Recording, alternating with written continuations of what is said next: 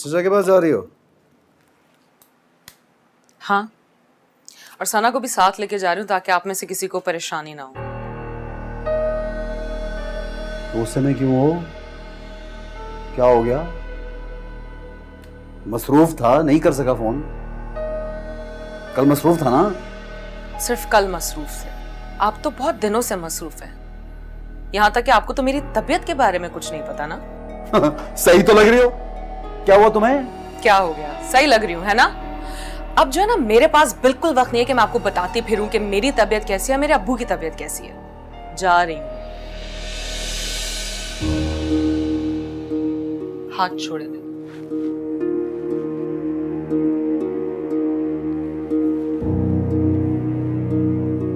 बड़े नखरे कर रही हो। कमाल है। हुआ क्या है? अभी तो कहा टाइम नहीं है मेरे पास। तुम्हारे पास नहीं तो मेरे पास भी टाइम नहीं है। मगजमारी करता फिर तुम्हारे पीछे। शाबाश, यही उम्मीद थी मुझे आपसे। लो, मैं ही गलत हूं। एक बात है, सना नहीं जाएगी तुम्हारे साथ। हाँ, सना नहीं जाएगी मेरे साथ। सना तो घर पे होगी आपके साथ। लेकिन ये बिल्कुल मत समझना कि सना को मैं इसलिए नहीं लेके जाऊंगी क्योंकि आपने मना किया है। अस्पताल में बच्चों का ले जाना नामुनासिब है, इसलिए वो घर पे होगी आपके साथ। जा रही हूँ।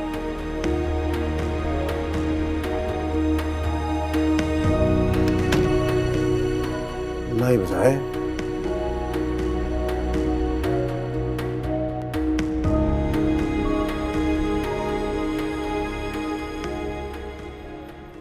राशिद नहीं आया तो ऐसा?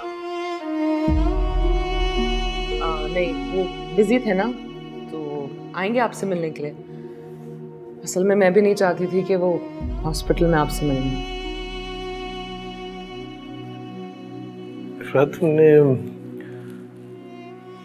नरगिस भाभी, भाईजान और राशिद को बताया मेरे बारे में?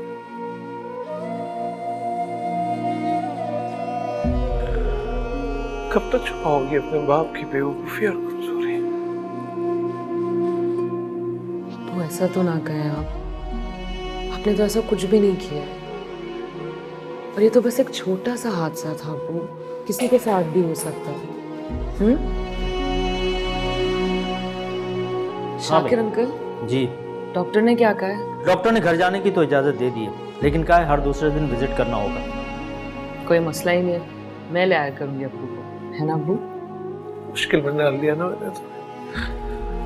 ये मुश्किल कैसी? जब हम छोटे थे तो आप मुझे और समरापी को हॉस्पिटल लाया करते थे ना। अब मेरी बारी। भाई ये काम अगर मुझ पे छोड़ दो तो ये ना मुझे इनकार कर सकेगा ना कोई नखरे। अपने अंकल पे भरोसा है ना तुम्हें? शाकिर अंकल, आप पे तो मुझे खुद से ज्यादा भरोसा है। बस तो ये काम मुझ पे छोड़ दो अब इसके लाने ले जाने की जिम्मेदारी मेरी। चलो अब घर चलें। चलो भाई फैयाज मियाँ, तैयार हो जाओ अब। इसमें सामान उठा लूं फिर चलते हैं। चल, हिम्मत करो। शाबाश।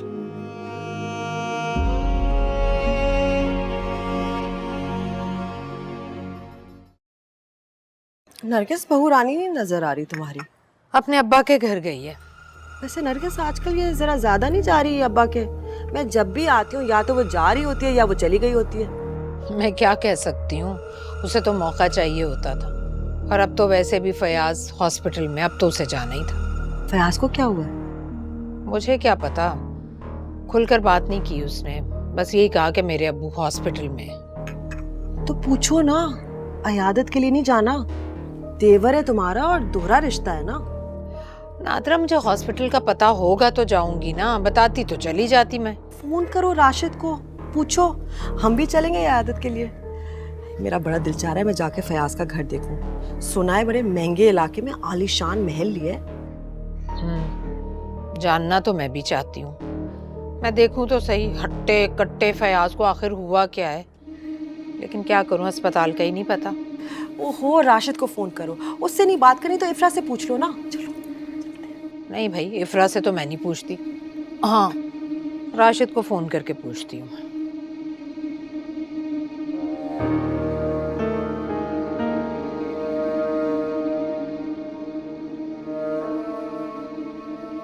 ठीक हो तो मैं आपके लिए चाय लेके आती हूँ। और नहीं बेटा, मैं अब चलता हूँ। मैं शाम को आ जाऊँगा। रात को फैयाज़ के पास मैं ही रुकूँगा जब तक किसी केयरटेकर का बंदोबस्त नहीं हो जाता। मैंने आपको बहुत तकलीफ दी है ना? अरे नहीं बेटा, इसमें तकलीफ़ की क्या बात है। तुमने तो मेरी मसरूफियत बढ़ा दी है। रिटायर्ड आदमी था, कोई काम नहीं था। अब फैयाज़ के पास आऊँगा, बैठूँगा, गप्पे शप्पे करूँगा, शतरंज खेलेंगे हम। अच्छा फैयाज़, रात में आता हूँ मैं, ठीक है? शुक्रिया शादी। अच्छा बेटा, छोड़ा हूँ? नहीं बेटा, मैं जा। अस्सलाम वालेकुम।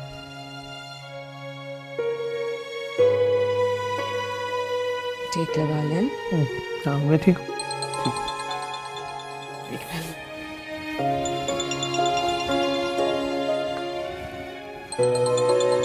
अबू मैं आती हूँ। हाँ?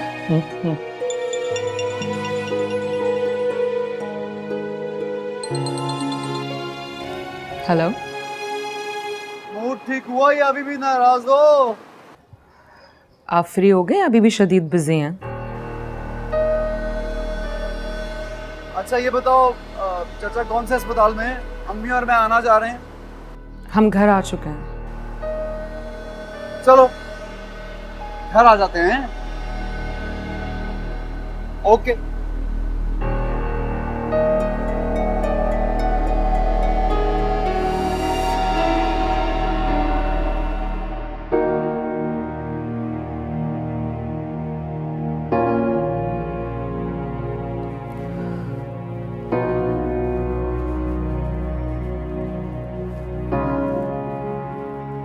अबू वो राशिद का फ़ोन था, वो कह रहे थे ताई अम्मी और वो आएंगे आपसे मिलने। अच्छी बात।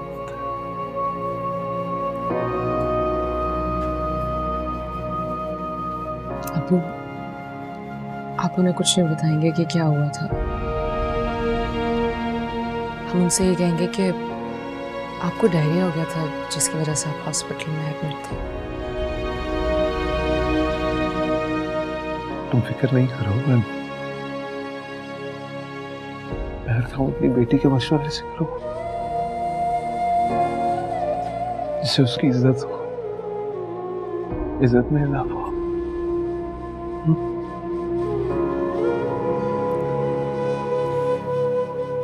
Thank you. जीती रहो। हाँ अम्मा, वो चचा फयाज घर आ गए, उनको मिलने चली जाओ। मैं यहाँ से सीधा आ जाऊंगा उधर खुद ही। ओके।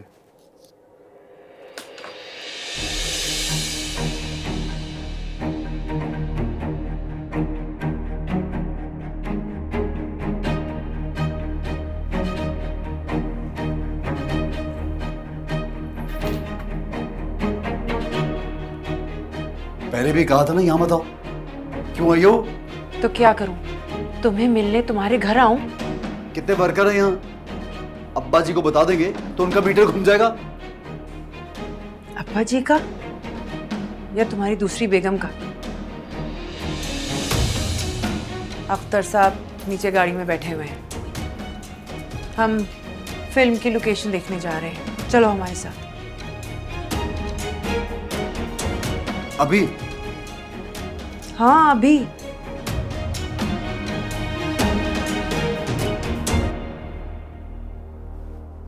तुम गाड़ी में जाके बैठो, मैं आ रहा हूँ। ठीक है, देर मत लगाना, जल्दी आना।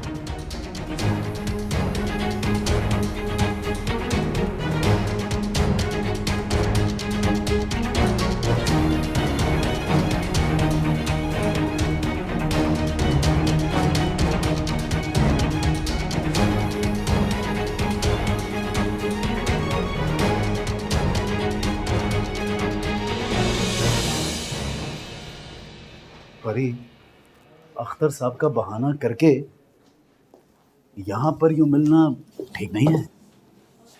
क्या करूं, अब तुमसे मिलने के लिए बहाने करने पड़ते हैं। वैसे सच कहो ना, ऐसे मिलने में भी अपना ही मजा है, सबसे छुप के। इसकी भी अजीब सी थ्रिल है ना? आहिस्ता बोलो।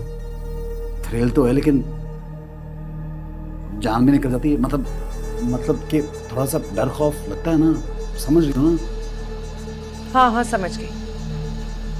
एक बार फिल्म हिट हो गई, मशहूर हो गए ना, ना ही बीवी का खौफ रहेगा और ना ही अब्बा जी का और ना ही किसी समाज का।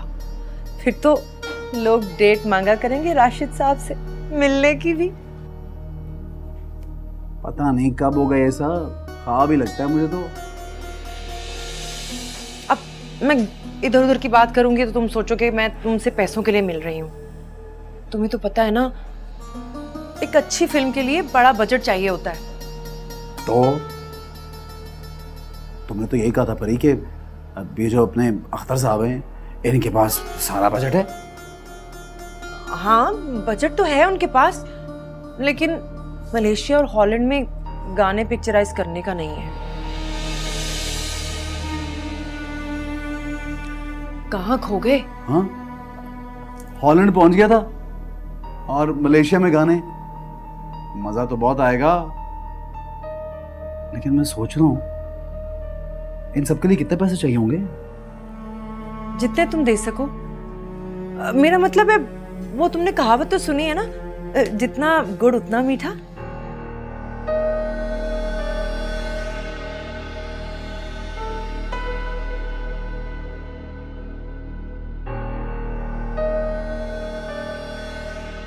राशिद क्या सोच रहे हो? एक बार फिल्म में इन्वेस्ट कर लिया ना तो फिर उधार लेने की कोई जरूरत नहीं है। फिर लोग आएंगे तुम्हारे पास, हमें उधार दे दीजिए।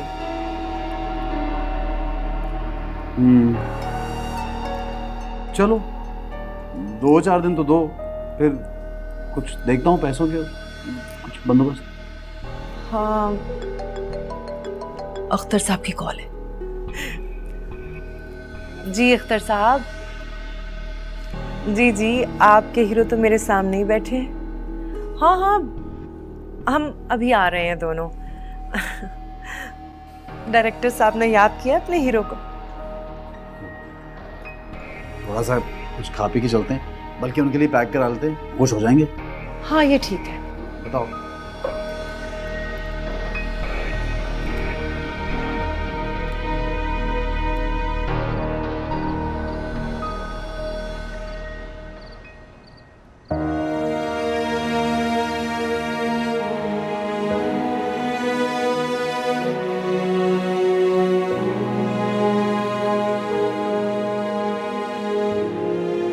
राशिद को ना मेरी परवाह है और ना ही मेरे अब्बू की।